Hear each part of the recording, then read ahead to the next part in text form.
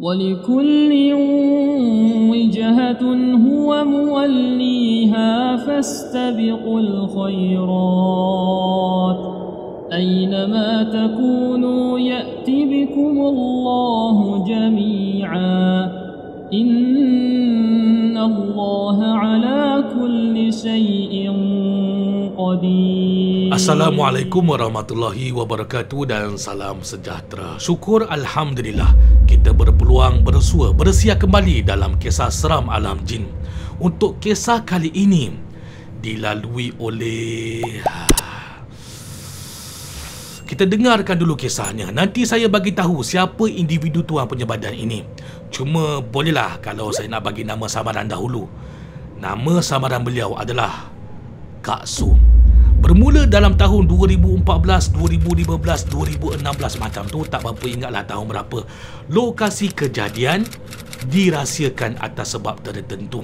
Kak Su ni ada seorang anak lelaki. Pada mulanya kehidupan mereka sekeluarga ni Alhamdulillah tak ada sebarang kemuskilan, tak ada sebarang tanda-tanda gangguan, sehinggalah pada satu hari anak lelaki beliau sering nampak bayangan-bayangan hitam dalam rumah. Jadi disebabkan Kak Su ni terlampau mengambil berat terhadap anaknya, maka mereka pun berjumpalah dengan seorang ustaz yang boleh merawat anak lelaki Kak Su ni. Permulaannya mereka ingat gangguan itu ditujukan kepada anaknya, tapi malang tidak berbau. Rupanya bukan anak lelaki Kak Su yang perlu dikhawatiri, bukan anak Kak Su yang perlu kita fokus. Akan tetapi diri Kak Su sebenarnya tujuan jin syaitan tu mengganggu. Bertahun-tahun lamanya Kak Su ni dan keluarga cuba merawat dengan banyak-banyak ustaz. Sehinggalah pada akhirnya Alhamdulillah mereka berjaya mengusir jin syaitan daripada dalam badan Kak Su. Tak ada sebarang gangguan untuk satu tempoh yang pendek. Bukan tak ada sebarang gangguan untuk tempoh yang panjang, tetapi tak ada sebarang gangguan untuk satu tempoh yang pendek. Maksudnya apa? Maksudnya kesembuhan gangguan itu tidak hadir untuk satu tempoh yang pendek. Lepas tu dia datang balik. Kusangkakan panas berpanjangan, namun hujan lebat di tengah hari. Tak lama selepas beberapa bulan kemudian, ada sesuatu yang berlaku pada Kak Su. Bermulalah episod kisah gangguan yang baru dalam hidup Kak Su, berlanjutan sampai sekarang. Mari kita dengarkan gangguan terkini buat Kak Su.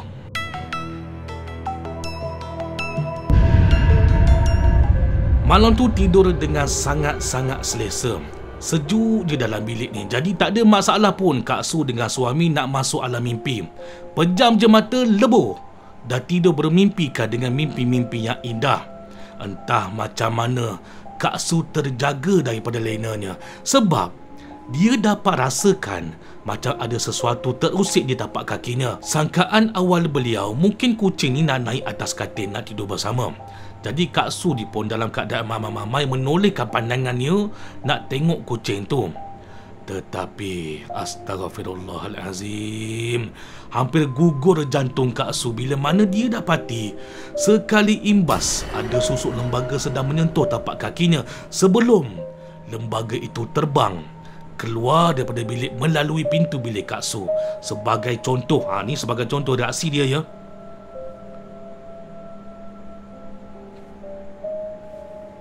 Kak Su terpinga-pinga sekejap. Dia memanglah terkejut, tapi tak adalah sampai meraung-raung, terlolong, terpekik-pekik ketakutan, sebabkan dia dah ada pengalaman kena ganggu sebelum ni. Yang membuatkan Kak Su terpinga-pinga, bukan ke benda ni dah hilang? Kan? Bukan dah pergi ke? Kenapa datang balik? Kak Su kejutkan suami di sebelah dia, cuba jelaskan pada suami atas apa yang dia nampak tadi. Suami Kak Su pula dia faham dan dia tak menafikan apa yang Kak Su nampak, dia percaya. Jadi mereka berdua ni rasakan nampak gayanya jin syaitan tu datang balik mengganggu ni. Hai. Kecewa pun ada, sedih pun ada. Yelah, ingatkan dah okey, dah stabil, tapi tidak. Nampak gayanya pisang busuk berbuah buat kali kedua. Allahu Akbar. Saya cerita ni straight to the point tau. Saya cerita terus direct berkaitan dengan kena gangguan tu, biar kisah ini padat dan tak melencong ke sisa-sisa yang saya rasa saya tak perlu nak kongsikan dekat korang semua. Sebab yang lain itu lebih kepada privasi kepada tuan punya badan. Itu kita tak nak kacau. Kita tumpukan hanya pada gangguan saja. Boleh ya? Faham kan? Setelah beberapa lama kemudian, pada waktu malam juga, masa ni Kak Su nak masuk tidur. Kak Su yang sedang dalam posisi di atas katil dalam bilik dia ni, dia perasan macam ada satu objek dekat langsir di pintu biliknya. Dia ni tengah pandang depan, tapi kontra di balik matanya dapat tangkap ada satu objek terasing berada dekat langsir pintu bilik. Jadi Kak Su pun tolehkan kepalanya nak tengok. Bila ditengok, kelihatan sekali lintas macam ada satu susuk kepala yang sedang mengintai di celahan langsir biliknya. Kemudian hilang. Sekejap je situasi tu berlaku, sekelip mata je. Pada mulanya Kak Su ni rasa was-was. Betul ke apa yang dia nampak? Imajinasi dia je ke? Mengelamun ni. Kak Su pun alihkan pandangan dia semula ke arah lain, ke arah depan. Daripada ke arah pintu, dia alihkan ke pandangan dia ke arah depan semula. Baru je alihkan pandangan, benda tu ada balik dekat langsir. Bila Kak Su pandang buat kali kedua, Astaghfirullahalazim, ya Allah, memang betul. Kak Su kata itu adalah kepala yang tengah menjenguk mengintai Kak Su dalam bilik. Sama juga situasi yang macam tadi. Bila Kak Su pandang, kepala tu macam ditarik keluar daripada bilik. Macam nak main cak-cak dengan Kak Su. Masa ini Kak Su agak lemah sangat-sangat. Dia cuba baca surah-surah lazim bagi pendinding supaya janganlah berlaku di luar dugaan yang lebih buruk. Cukuplah sekadar main-main kepala dekat langsir tu je. Tolong jangan menyangka benda lain. Kak Su malam tu tak kuat sangat-sangat. Dia ni lemah. Dia lemah. Malam tu dia sangat lemah. Astaghfirullahalazim. Bukan itu sahaja ya korang semua yang mendengar, yang menonton. Gangguan ini berlaku juga kepada suaminya. Kali ini nampak gangguan tu mula main kasar. Sangat kasar. Sebab apa saya kata kasar? Begini situasinya. Satu malam sesudah solat isyak, suaminya meneruskan dengan zikir-zikir rutin seperti biasa. Subhanallah, subhanallah, alhamdulillah, alhamdulillah, Allahu akbar, Allahu akbar, la ilaha illallah, la ilaha illallah. Biasalah kita ni sedang berzikir ni, mata kita ni akan ditutup rapat. Secara tidak langsung, nikmat dan khusyuk berzikir tu sampai dekat hati. Entah macam mana tiba-tiba suami Kak Su dapat dengar tau, macam ada yang sedang bernafas di sebelah telinga kiri dia. Suami dia ni mata ni masih tertutup, zikir pula masih lagi bermain di bibir ni. Nafas ni, nafas yang suaminya dengar dekat telinga kiri dia ni, nafas ni milik siapa yang dia dengar ni? Apabila suami Kak Su membukakan matanya sikit demi sedikit, dalam sama-sama di celahan bulu mata dia ni kelihatan ada sesusuk tubuh berkain putih senang menjengukkan mukanya seolah-olah tengah merenung, meratap terlalu hampir dengan muka suami Kak Su. Allahu Akbar. Sampai ke tahap macam ni benda di syaitan tu mengganggu. Korang semua, ini bukan cerita bohong. Ini bukan rekaan. Ini kisah yang benar-benar berlaku pada suami Kak Su. Apa yang suami Kak Su buat selepas itu? Secara tak langsung, suami Kak Su pun bangun daripada sejadah, terus keluar daripada bilik sambil di mulutnya masih lagi tidak lekang daripada berzikir kepada Allah Subhanahu Wa Taala. Sebagai contoh, saya lakonkan balik. Allahu Akbar, Allahu Akbar, Allahu Akbar, Allahu Akbar, Allahu Akbar, Allahu Akbar, Allahu Akbar, Allahu Akbar, Allahu Akbar, Allahu Akbar. Sambil tu dia bangun, dia keluar daripada bilik kerana beliau nak mengelakkan dirinya daripada lemah semangat. Bimbang kalau dia lemah, semangat jatuh, nanti jin syaitan tu boleh masuk ke dalam badan pula. Ini penting je korang semua. Kalau kita kuat, insya-Allah sukar benda-benda macam jin syaitan ni nak masuk ke dalam badan, insya-Allah atas izin Allah Subhanahu Wa Taala. Jadi bila mana keadaan ini berlarutan, mereka sekeluarga pun berikhtiar memanggillah seorang ustaz hadir ke rumah untuk cuba berusaha membantu keadaan gangguan pada Kak Su. Ini baru lagi mereka ni panggil ustaz tu datang ke rumah untuk berubat pada 19 hari bulan 8 2023, hari Sabtu malam Ahad, lebih kurang 5 hari yang sudah. Namun usahanya masih lagi tidak menunjukkan keputusan yang diharapkan oleh keluarga Kak Su. Jadi oleh sebab itu, mereka sekeluarga pun sedang berikhtiar sekarang ni untuk mendapatkan rawatan daripada pusat rawatan Tok Singa Bedong di Kedah. Tarikh untuk berubat tu Kak Su kata mereka dah rancang, dah plan, dah tetapkan dah. Tapi sedang menunggu jawapan daripada pihak pusat rawatan Tok Singa ni, sama ada boleh ataupun tidak tarikh tu. Kita tunggulah keputusannya nanti. Itulah sebenarnya kisah benar, kisah gangguan yang dialami oleh Kak Su sekeluarga. Nampak tergantung tak kisah ni? Memanglah tergantung, sebab kisah ni kisah yang aktif, kisah yang masih lagi mencari jalan penyelesaian dalam mencari kesembuhan. Kita ni kan kenalah berusaha, berikhtiar, beristiqamah dalam mencari kesembuhan tu. Kena selalu berdoa kepada Allah Subhanahu Wa Taala supaya jalan itu dipermudahkan. InsyaAllah kesembuhan itu memang ada, memang akan dapat capai. Cumanya kena sabar, antara cepat ataupun lambat sahaja. Korang nak tahu tak? Kalian nak tahu tak siapa Kak Su ni? Macam saya janjikan tadi, saya akan terangkan siapa Kak Su. Baik, Kak Su ini adalah kakak saya sendiri. Kalau diikutkanlah, sebenarnya banyak yang saya nak bincang, saya nak kongsikan dengan korang semua untuk sesi rawatan kakak saya ni. Tapi saya rasa wajar untuk tidak diperbincangkan secara umum. Saya takut, saya khawatir akan ada pihak yang akan tersinggung perasaan dengan pandangan masing-masing nanti. Memang nak cerita dekat korang semua, saya memang nak cerita. Tapi tunggulah, mungkin satu hari nanti kita akan buat live discussion secara live, perbincangan secara live sesama kita secara tertutup. Kita tak nak open, kita nak buat secara tertutup. Kita invite je mereka yang nak join je. Bawah 18 tahun kita nak benarkan join. Boleh tak macam tu? Okey tak idea ni? Kalau okey, kalau nak teruskan, sila komen. Okey, proceed Abang Janggut. Kita teruskan secara tertutup live tu nanti. Boleh tak? Kalau okey, sila komen. Dan lagi satu, korang semua nak tengok tak video rakaman tu? Video rakaman ketika kakak saya berubat baru-baru ni. Nak tengok tak? Beginilah, saya rasa saya hanya boleh bagi dengar je. Saya hanya boleh bagi dengar sedikit audio daripada rakaman video tu. Video full minta maaf, saya tak boleh nak share, tak boleh nak kongsikan, tak boleh nak dedahkan sebab ianya sulit bagi keluarga kami. Jadi saya harap memadailah hanya perkongsian beberapa saat sahaja audio daripada video tersebut. Nak dengar kan? Kalau rasa lemah semangat tu, tak perlulah, tengoklah waktu siang, ya. Dengarkan. Bismillahirrahmanirrahim. Jadikan ia sebagai panduan dan pengajaran kita bersama.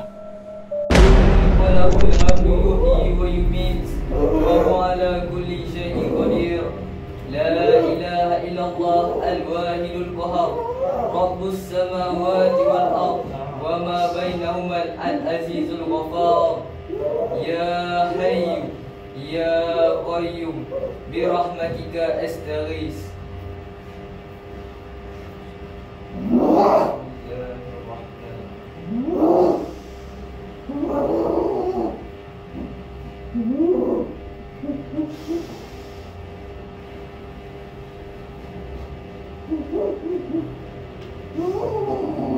اللهم صل على محمد وعلى آل محمد لا حول ولا قوة إلا بالله العلي العظيم. أعوذ بكلمات الله التامة من شر ما خلق. أعوذ بكلمات الله التامة من كل شيطان وهمة ومن كل عين لامة. بسم الله أعوذ بعزة الله وقدرته من شر ما أجد وأحاذر. ربي نجني من القوم الظالمين. ربي انصرني على القوم المفسدين. بسم الله الذي لا يضر مع اسمه شيء في الأرض. Baik, sekarang kita beralih pula kepada kisah yang kedua. Kisah ini dikirimkan oleh saudara Mirul. Dan sepanjang kisah ini saya mengguna pakai suara saudara Mirul 100% melalui kiriman audio yang dikirimkan oleh beliau.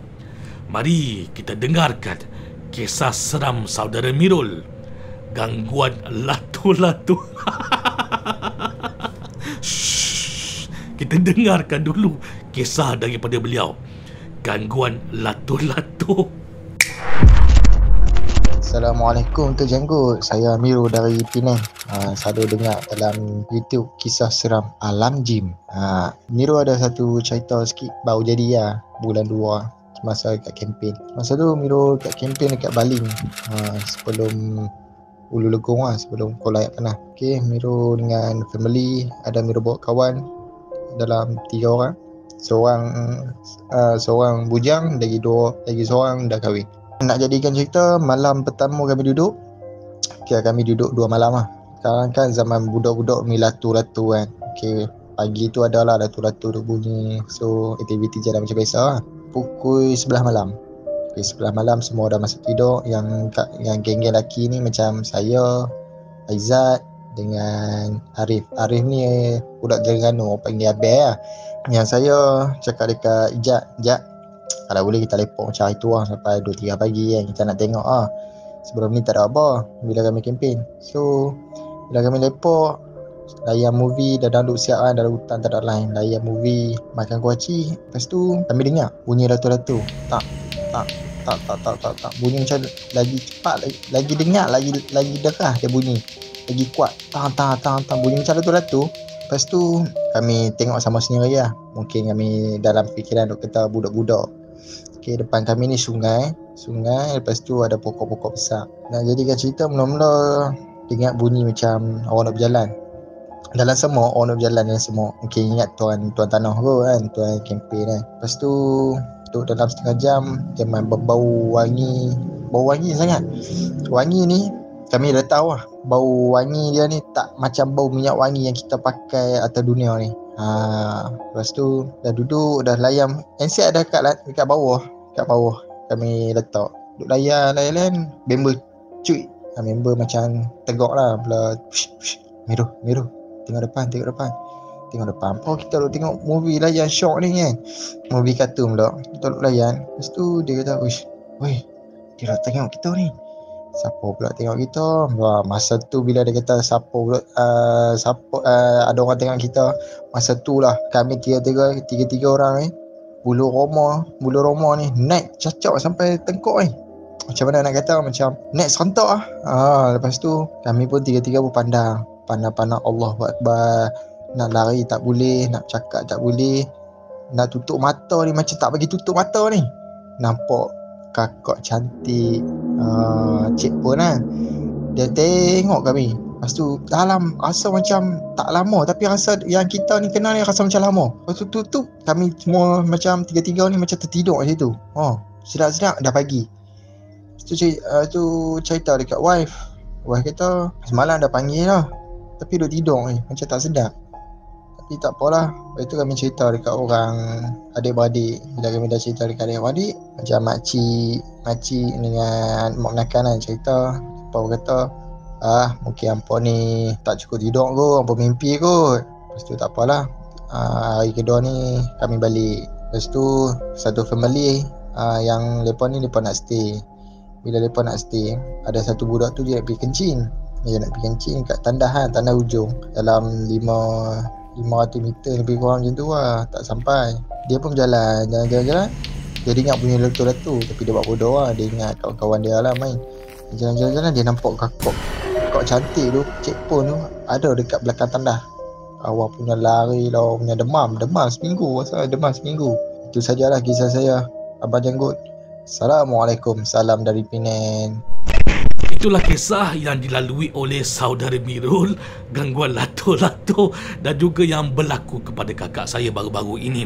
Kami masih lagi sedang bergelut mencari kesembuhan dan juga sudah menetapkan tarikh dengan Tok Singa melalui WhatsApp. Tapi saya rasa yang feedback dalam grup WhatsApp tu, dia punya admin je. Bukannya Tok Singa yang balas tu, dia punya admin. Tapi tak apalah, asalkan kami dah maklumkan dan akan berterusan memaklumkan kepada Tok Singa supaya menitik beratkan masalah gangguan jin syaitan pada kakak kami ni. Kalau Tok Singa tengoklah info video ni, harap beliau dapatlah lot tarikh yang kami cadangkan itu.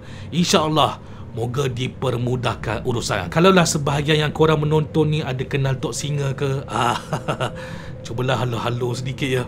Bantulah kami supaya apa yang kami kirimkan melalui WhatsApp tu beliau dapat baca dan log tarikh yang kami tetapkan. Harap-haraplah insya-Allah. Saya mohon kepada para pengunjung, para penonton, para pendengar yang mana belum subscribe tu, ringan-ringankanlah jari jemari ni untuk tekan button subscribe.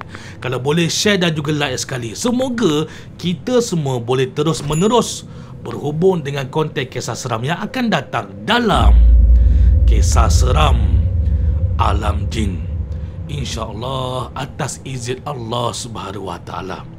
Assalamualaikum warahmatullahi wabarakatuh. Terima kasih banyak-banyak. A'udzu billahi minasy syaithanir rajim.